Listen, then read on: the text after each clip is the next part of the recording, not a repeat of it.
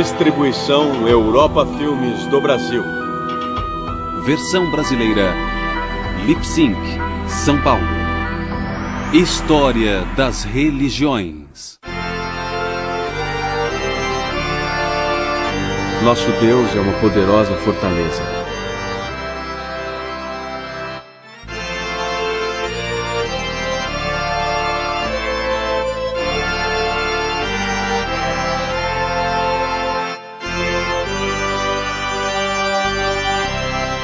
Protestantismo. Eu não me envergonho do Evangelho de Cristo, pois ele é a força de Deus para a salvação de todo aquele que acredita, do judeu, em primeiro lugar, mas também do grego, pois nele está a justiça de Deus revelada pela fé, e na fé, como está escrito, o justo viverá pela fé.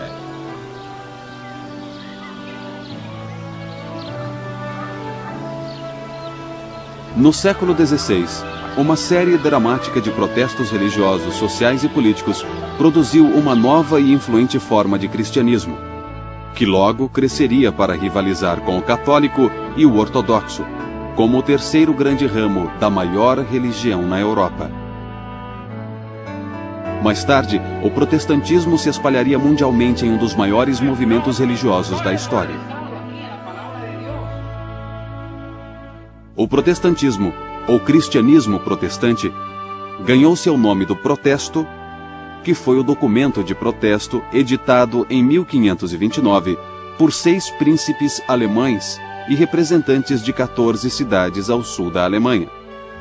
Esta aliança se rebelava contra as decisões religiosas da Assembleia Imperial de Speyer, que tentava unificar territórios do Sacro Império Romano, que seriam as terras das modernas Suíça, Áustria e Alemanha, impondo uniformidade de culto. O documento declara 2 princípios que estão no âmago da compreensão protestante do cristianismo.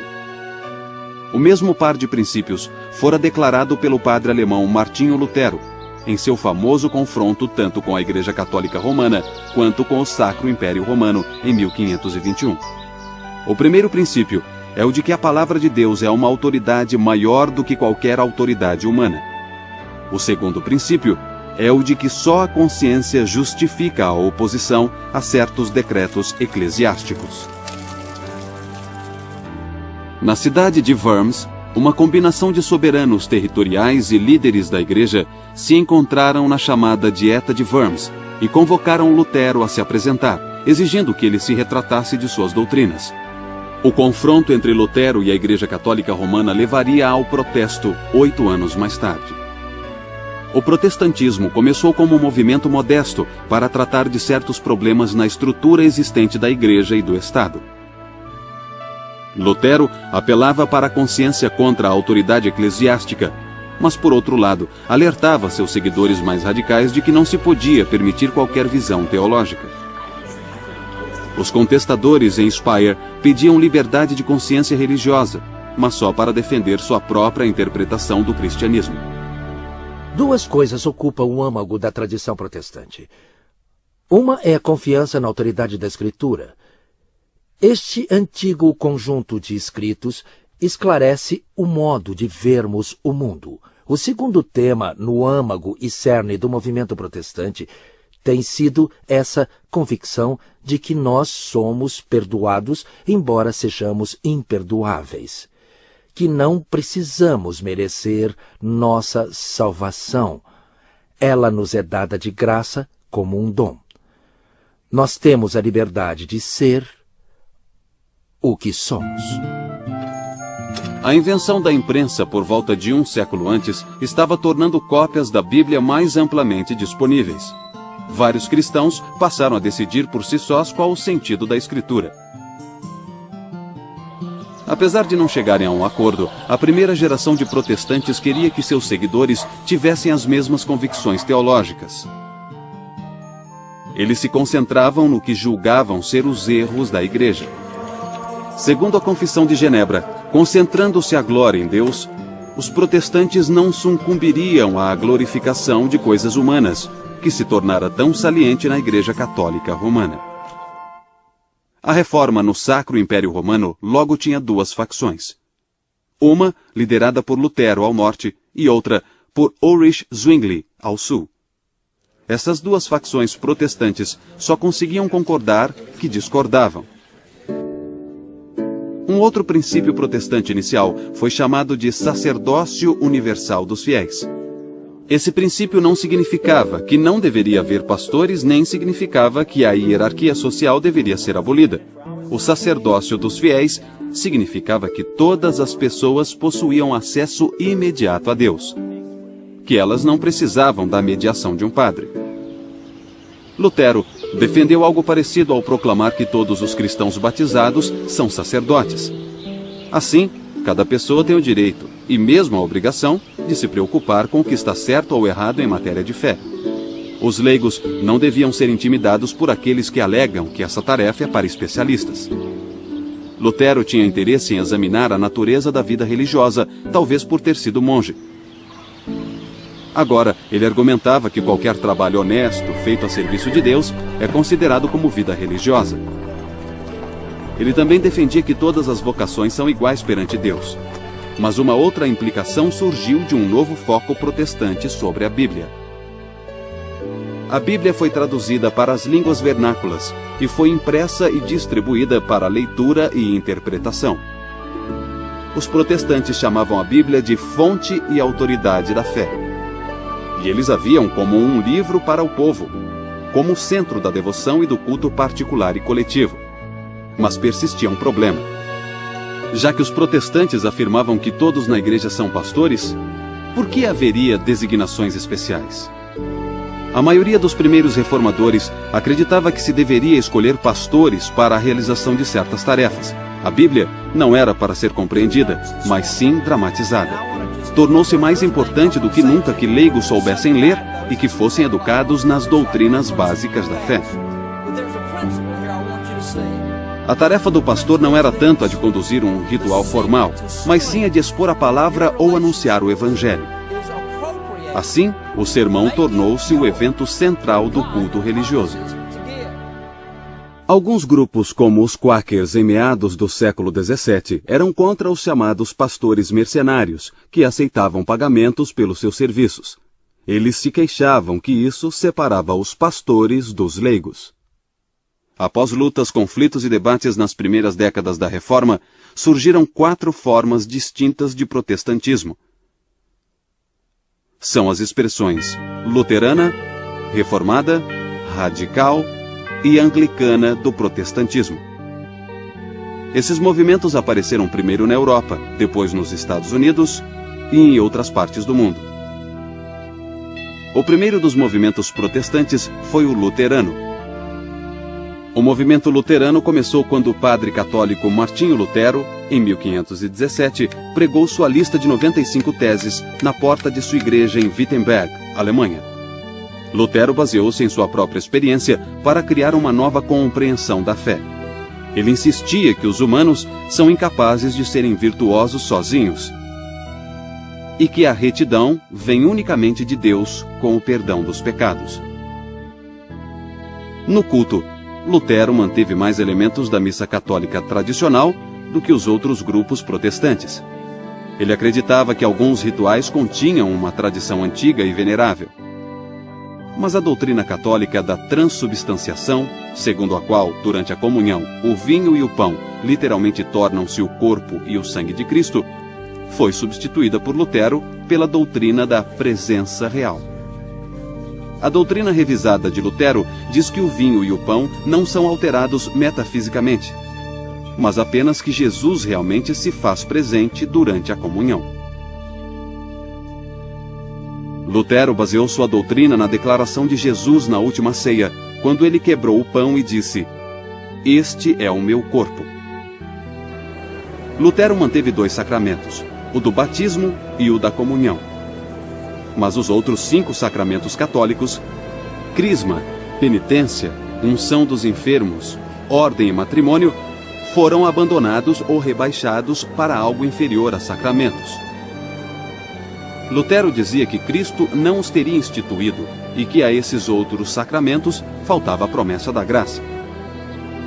Da mesma maneira, Lutero abandonou dogmas católicos como o do purgatório, o das relíquias de santos e o do acúmulo de méritos. Ele acreditava que esses dogmas não possuíam respaldo bíblico claro. Ulrich Zwingli estava mais para um pastor político. Como ardente patriota suíço, ele defendia os direitos de seu país contra as intromissões de autoridades políticas e eclesiásticas externas. Quando Zwingli assumiu a posição de pastor em Zurique, em 1519, ele chamou atenção ao declarar que pregaria continuamente a partir do Novo Testamento.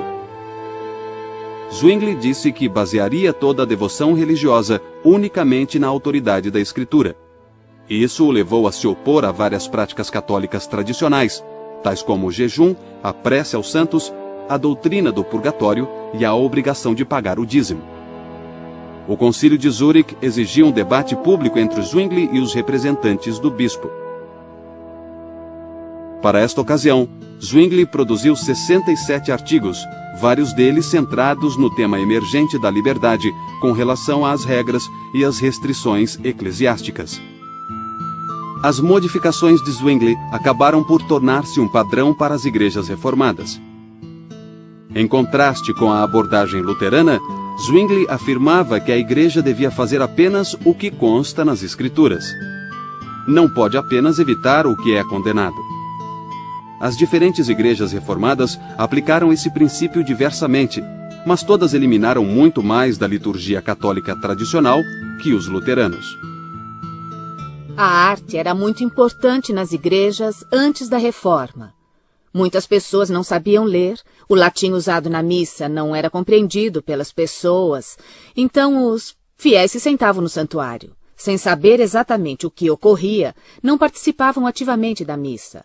E a arte que eles podiam observar, lendo as figuras que estavam nos vitrais, nas pinturas e nas estátuas, se tornou muito importante para eles. Mas, infelizmente, para alguns aconteceu de a arte se tornar mais importante do que aquilo que era representado. E isso foi parte da crítica da Reforma. Queriam fugir disso, dos que louvavam mais a obra de arte que o seu tema. Lamentavelmente, foram destruídas muitas peças incríveis na Reforma. Algumas pessoas assumiram a posição de que o único meio de cura estava na destruição de toda a arte, e isso foi muito triste. A tradição reformada também começou a procurar um modelo bíblico apropriado para organizar o governo da Igreja. João Calvino, pastor francês em Genebra, achou seu modelo em uma ordem de ministério de 4 frentes que ele dizia ter sido instituída por Jesus. As 4 ordens eram pastor, doutor, que chamaríamos de professor, ancião e diácono. Muitas diferenças teológicas impediram que os luteranos e a comunidade reformada cooperassem numa frente protestante comum. A questão que causava mais divisão era a comunhão. Zwingli achava que o conceito de Lutero de presença real lembrava demais a transubstanciação católica. Ele argumentava que pão e vinho significam ou representam o corpo e o sangue de Cristo. E a comunhão, por conseguinte, era só um memorial do que Cristo fez. Zwingli acreditava que a comunhão era claramente secundária ao serviço da palavra. Ele sugeria que a ceia fosse celebrada trimestralmente, opondo-se assim ao desejo de Lutero de manter a palavra e o sacramento juntos no culto cotidiano. Os reformados também recebiam os elementos sentados em vez de irem até à mesa. Os radicais religiosos surgiram logo no início da Reforma. Todo esse grupo de radicais representa um terceiro ramo do movimento protestante. Havia 4 tipos distintos de radicais: os teocratas revolucionários, os espiritualistas, os antitrinitários e os anabatistas. Os teocratas e espiritualistas surgiram no início da Reforma alemã. Thomas Müntzer alegava ter recebido uma revelação que supostamente ia além da Escritura, e acreditava que essa revelação seria cumprida na história. Müntzer pregava que os eleitos se separassem dos ímpios e declarava que os príncipes cristãos deviam tomar a espada para estabelecer os preceitos de Deus. Durante mais de um século, Munzer seria um símbolo tanto para protestantes como para católicos romanos. Mas os radicais chegaram a limites perigosos em seus esforços para derrubar a sociedade existente. O terceiro grupo de radicais foram os antitrinitários. O mais famoso deles, no século XVII, foi Miguel Serveto, médico e filósofo espanhol, também conhecido como Michael Servetus. Preso em Genebra em 1553 pelas autoridades civis, Servetus foi julgado por heresia e condenado à morte. Sua execução foi importante para a autocompreensão protestante. Ela gerou um debate sobre a essência da fé protestante. Sua execução também gerou uma defesa da liberdade religiosa que se tornaria crucial para os protestantes que viriam. João Calvino participou na condenação de Servetus a ser queimado na estaca. E para ele, a execução foi um triunfo da verdade sobre a heresia. O termo anabatista ainda é às vezes usado para identificar vários desses grupos radicais. Mas o termo se aplica de modo mais apropriado a um grupo menor, cujos membros buscavam restaurar o estilo de vida apostólico que existia entre as primeiras comunidades cristãs. A alcunha anabatista, na verdade, foi um termo inventado pelos oponentes desses grupos. Anabatista quer dizer rebatizador, e é usado para grupos que creem que o batismo não é para crianças. Os anabatistas creem que o batismo é só para os que podem confessar sua fé. Os grupos anabatistas mais significativos foram os irmãos suíços, os menonitas e os uteritas. Os menonitas levam o nome de seu teólogo líder e antigo padre, Menno Simon, e ficavam na Holanda e no norte da Alemanha após 1540. Na América do Norte, descendentes da tradição menonita incluem várias comunidades Amish em áreas rurais de vários estados e no oeste do Canadá. Os anabatistas foram presos, banidos ou executados em graus variados ao longo dos séculos XVI e XVII. As razões legais para essa perseguição eram violação da lei civil, rebelião e heresia. A perseguição foi ampla o bastante para criar entre os anabatistas um sentimento de igreja de mártires.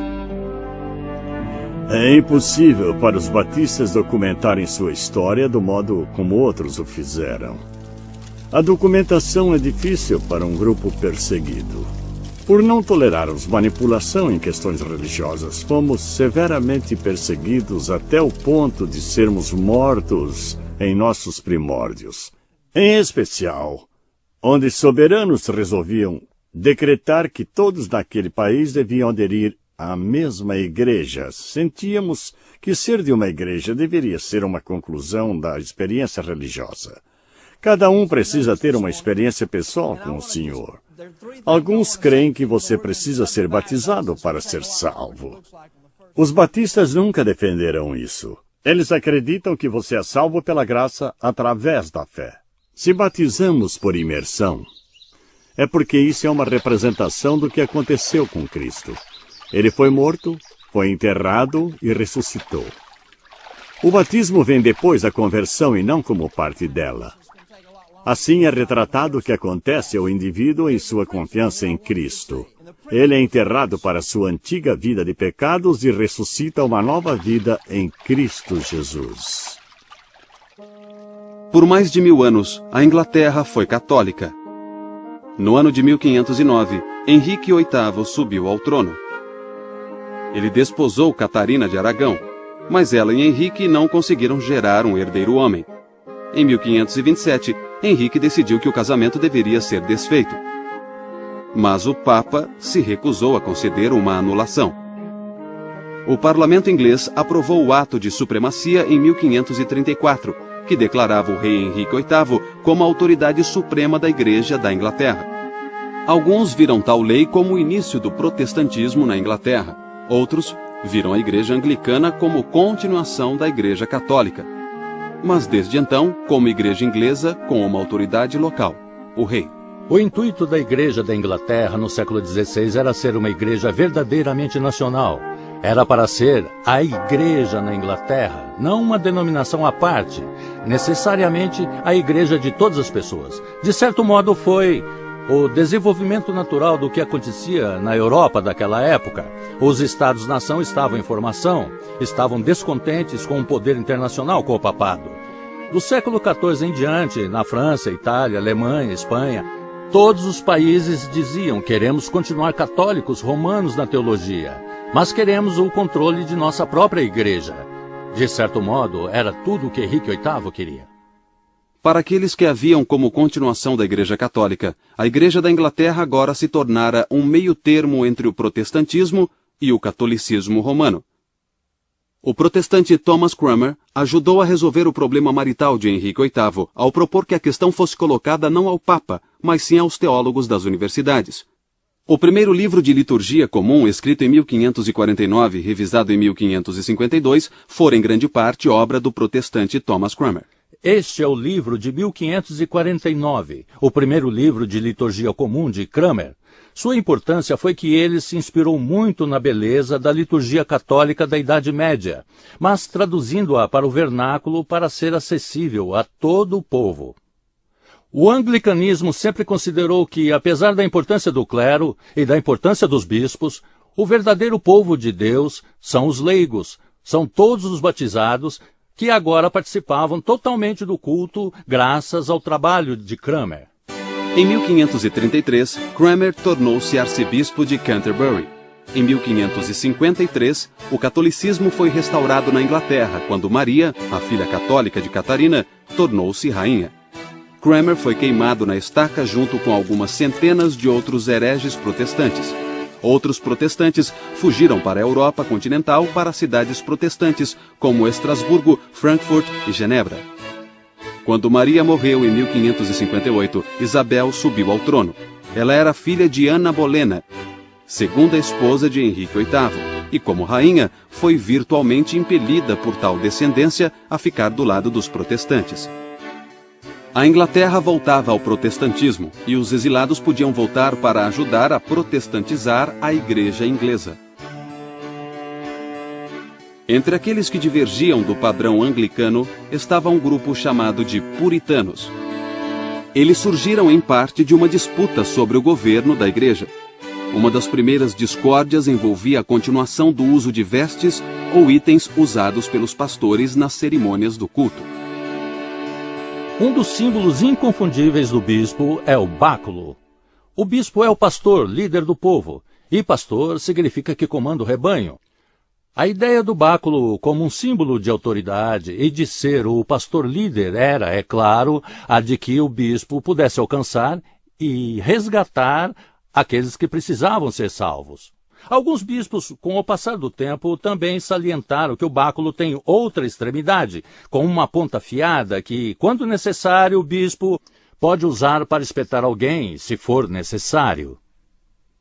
Alguns desses puritanos da Inglaterra podiam ser chamados de presbiterianos. Os puritanos meditavam muito sobre a gravidade do pecado, sua cura e a necessidade de Deus para suscitar a conversão de uma alma individual. Eles estavam convencidos de que a verdadeira Igreja de Deus não possuía bispos e estavam comprometidos a um ministério culto para o anúncio da palavra na pregação. Os puritanos mais tarde vieram a ser chamados de independentes e depois de congregacionalistas. Alguns independentes praticavam batismo nos crentes adultos e ficaram conhecidos como batistas. A Igreja estabelecida e o Estado da Inglaterra se uniram para resistir a esses críticos, perseguindo muitos deles. Após a era protestante da Reforma, um período de consolidação começou a delinear fronteiras teológicas e políticas na Europa. Em 1555, a Paz de Augsburgo acabou com as guerras entre os luteranos e os exércitos católicos do imperador do Sacro Império Romano, Carlos V. Esse acordo permitiu que cada soberano territorial do império determinasse se sua terra seria luterana ou católica. Nenhuma outra fé era permitida. Na França, guerras religiosas intermitentes chegaram ao fim com o Edito de Nantes, em 1598. O edito concedia certa liberdade religiosa aos protestantes franceses chamados huguenotes, mas foi rescindido quase um século depois. Os huguenotes foram forçados a fugir para as montanhas francesas ou emigrar. No início do século XVII, Jaime VI da Escócia tornou-se o rei Jaime I da Inglaterra e fez uma reunião para resolver disputas entre bispos anglicanos e os reformadores. Embora sem conseguir resolver questões envolvendo o governo da igreja e o culto, chegou-se a uma tradução oficial em inglês da Bíblia para ser usada em todas as igrejas britânicas. A chamada versão autorizada da Bíblia, mais conhecida como Versão do Rei Jaime, surgiu em 1611. No século XVII, a Guerra dos 30 Anos invadiu terras do Sacro Império Romano e acabou com a Paz de Westfália, em 1648. O Império agora reconhecia as igrejas reformadas, além de católicos e luteranos. As guerras civis inglesas na década de 1640 deram liberdade por alguns anos para os presbiterianos, dissidentes independentes e quakers. Fundados por George Fox na década de 1640 e conhecidos como membros da Sociedade de Amigos, eles mantinham várias convicções consideradas extremamente radicais pelo resto da sociedade. Os quakers afirmavam que práticas protestantes tradicionais, tais como o culto, o batismo e a comunhão, eram exteriores e deviam ser rejeitadas. Não permitiam nenhuma ordem especial de pastores. Assim, as mulheres vieram a exercer maior liderança entre os quakers do que em outras expressões protestantes. Eles acreditavam em revelação imediata, por obra do Espírito na vida dos crentes, e consideravam a revelação bíblica uma fonte claramente secundária. Essa revelação podia ser discernida pela luz interior que Deus teria concedido a todas as pessoas. As pessoas entram e ficam em silêncio, entram apenas uma de cada vez ou com a família, e o silêncio continua por cerca de 1 hora, dependendo do que acontece e de como as pessoas se sentem. Isso vem dos quakers pioneiros, ou seja, o conceito de que Deus está dentro de todos. E todo o resto acaba derivando disso, incluindo a revelação contínua e a busca pela verdade. Eu me levantar e romper o silêncio, eu acho que eu só farei isso quando meu coração disparar e eu souber que há uma coisa que eu preciso dizer. Mas a sensação é de sempre ter um espírito se movendo no grupo. Com o decorrer do século XVII, alguns protestantes reformistas e luteranos começaram a se queixar do caráter da fé e da vida religiosa que surgia dos esforços que competiam para definir a ortodoxia. Esses críticos foram chamados pietistas.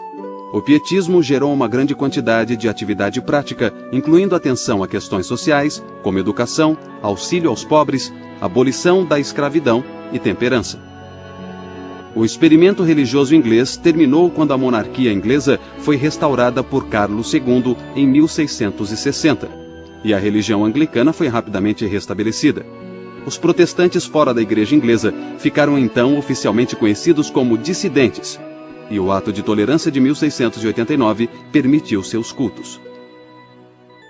O ressurgimento evangélico ocorreu em circunstâncias bem diferentes na Europa, na Grã-Bretanha e nas colônias britânicas na América. Um historiador identificou 4 propriedades da religião evangélica. Primeiro, seu interesse na conversão ao cristianismo, baseado na crença de que vidas precisam ser mudadas. Segundo, a mensagem do Evangelho é expressa no esforço tanto pessoal como social. Terceiro, também a grande consideração pela Bíblia. E, finalmente, a visão evangélica da expiação enfatiza que não basta reverenciar Jesus como líder espiritual. Os evangélicos proclamam que Jesus foi um Salvador que foi sacrificado na cruz pelos pecados da humanidade. Uma das formas mais importantes de evangélicos do século XVIII foi o movimento metodista, fundado e liderado pelo pastor anglicano John Wesley. O entendimento de Wesley da mensagem e da tarefa cristãs refletia em vários aspectos os ideais do pietismo. O movimento de Wesley visava renovar as instituições existentes em vez de estabelecer uma nova instituição religiosa. Centrava-se nos leigos e pregava o crescimento na santidade mais do que a correção teológica. Para Wesley, a essência do cristianismo é o amor a Deus e o amor ao próximo. Sua preocupação principal não era com uma preocupação intelectual da fé, mas ele se preocupava em viver a fé na vida das pessoas. Mas em vários pontos, Wesley foi além do que os pietistas tinham ido um século antes. Ele acreditava que todo ser humano tem um papel na própria salvação. Isso significa que ele se opunha à doutrina de predestinação. Sobre a questão de se a graça de Deus é oferecida só a alguns ou a todos, Wesley entrou em discórdia com os calvinistas. Pela sua crença na graça divina universal, que era para todos e em todos, citando suas palavras, ele assim propagou a mensagem do amor redentor de Deus por todas as pessoas, juntou pessoas em pequenos grupos, educou-as na fé e então enviou pessoas para a América para continuar aquele movimento. Ele não tinha a intenção de iniciar uma nova igreja. Ele somente estava interessado em espalhar a santidade das Escrituras pela terra. O quadro Ofereça-lhes Cristo foi feito com tamanha pesquisa que é como se nós pudéssemos voltar ao final do século XVIII e ver João Wesley enviando Thomas Coke para a América. A pesquisa é tão completa que o sol está na posição correta, as nuvens correspondem à época do ano, o nível da água está correto. E, felizmente, o pintor pôde ir até a Inglaterra e examinar essa área específica. Assim, ele pôde examinar, estudar e retratar tudo com precisão. Wesley organizou pequenos grupos por sexo e estado civil. Ele também desenvolveu uma organização de pastores para viajar entre as comunidades metodistas. João Wesley morreu em 1791. Durante sua vida, o movimento metodista permaneceu parte da Igreja Anglicana. Mas, após sua morte, aos poucos foi se tornando uma religião à parte. Um culto protestante típico possui leitura da Bíblia, orações, sermão e canto de toda a congregação.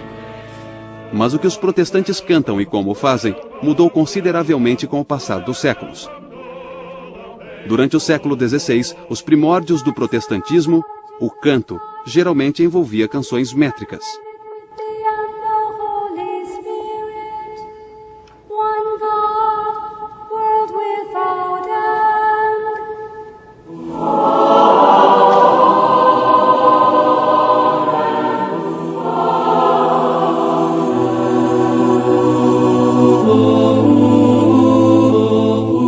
Os primeiros protestantes só aceitavam orações contendo as próprias palavras de Deus.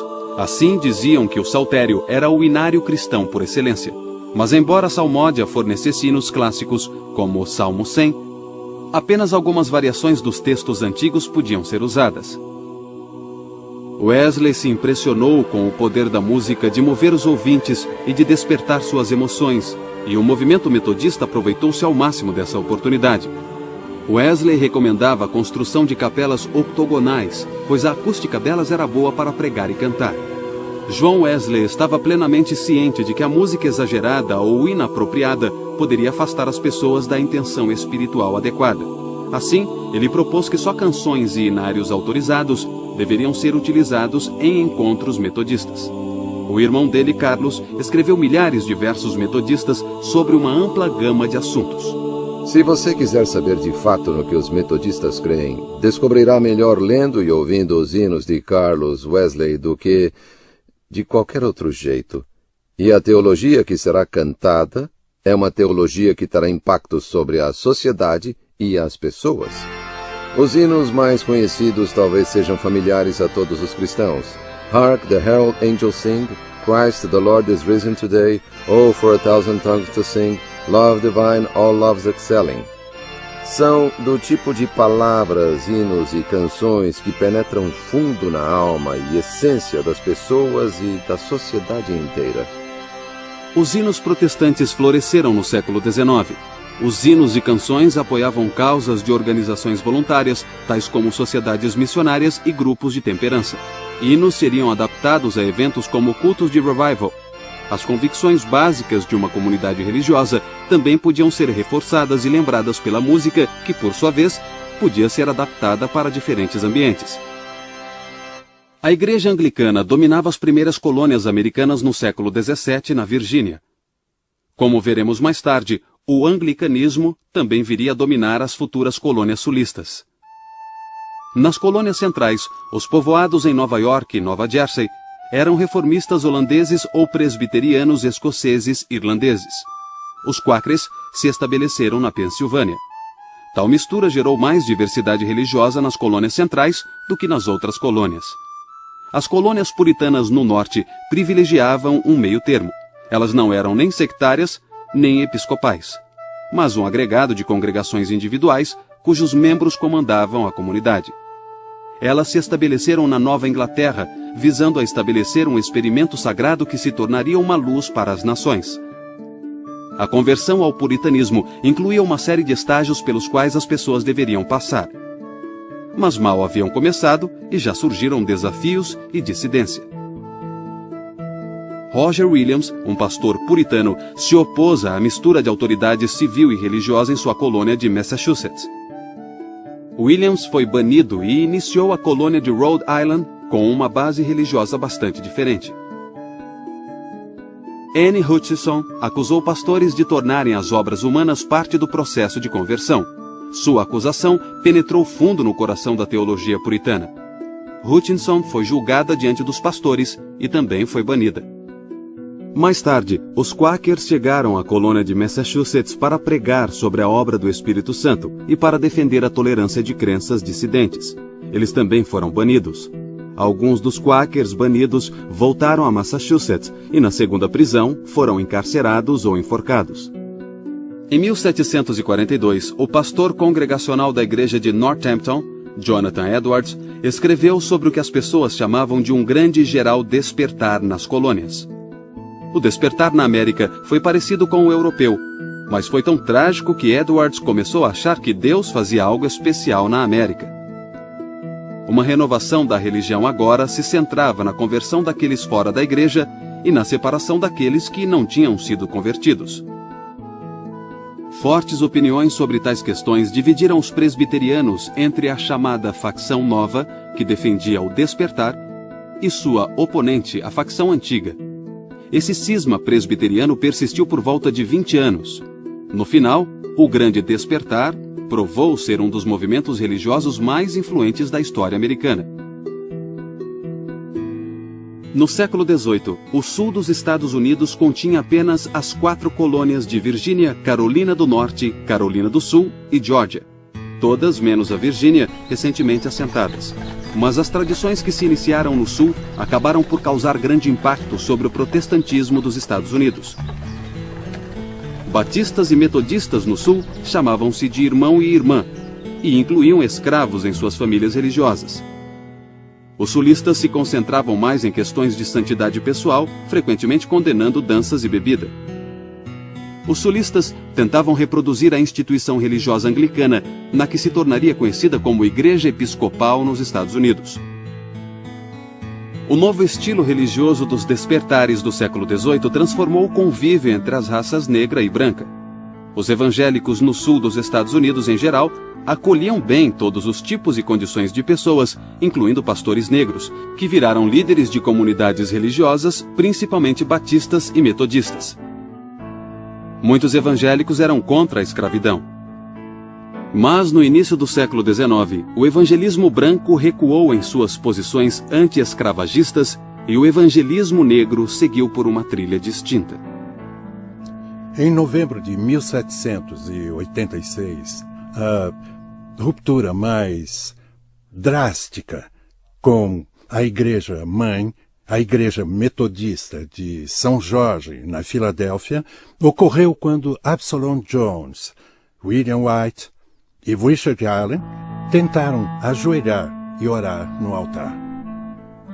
Os diáconos da igreja, que era predominantemente branca, os retiraram fisicamente. E a congregação, o segmento negro da congregação, sentiu-se ultrajada e eles, de um modo bem dramático, se retiraram. Em decorrência disso, entre 1787 e 1791, nascia uma igreja sob o nome de The First Church Mother Bethel, na Filadélfia.